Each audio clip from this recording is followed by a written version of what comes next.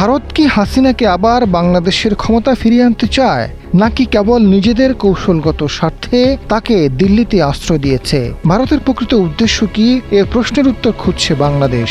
ভারতের মাটিতে বসে হাসিনার রাজনৈতিক বক্তব্য দুই দেশের সম্পর্কে নতুন করে অস্থিরতা সৃষ্টি হয়েছে।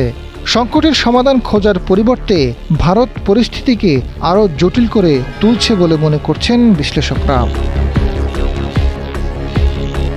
কূটনৈতিকরা বলছেন, ভারত সরকার দ্বিপাক্ষিক সম্পর্ক উন্নয়নের কথা বললেও তাদের পরোক্ষ সমর্থন ছাড়া দিল্লিতে এমন আয়োজন কোনোভাবেই সম্ভব নয়। এ ঘটনায় ভারতের দ্বিমুখী নীতি স্পষ্ট হয়েছে।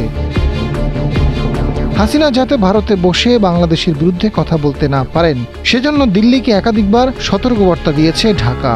প্রধানমন্ত্রী পররাষ্ট্র বিষয়ক উপদেষ্টা হুমায়ুন কবির ঢাকায় নবনিযুক্ত ভারতের হাই কমিশনার দীনেশ ত্রিবেদীর কাছে এ বিষয়ে ভারতের সহযোগিতা চান। অথচ ভারত বিষয়টি গুরুত্বের সঙ্গে নেয়নি। এ ধরনের কার্যক্রম দ্বিপক্ষীয় সম্পর্কের ইতিবাচক অগ্রগতিকে ক্ষতিগ্রস্ত করতে পারে।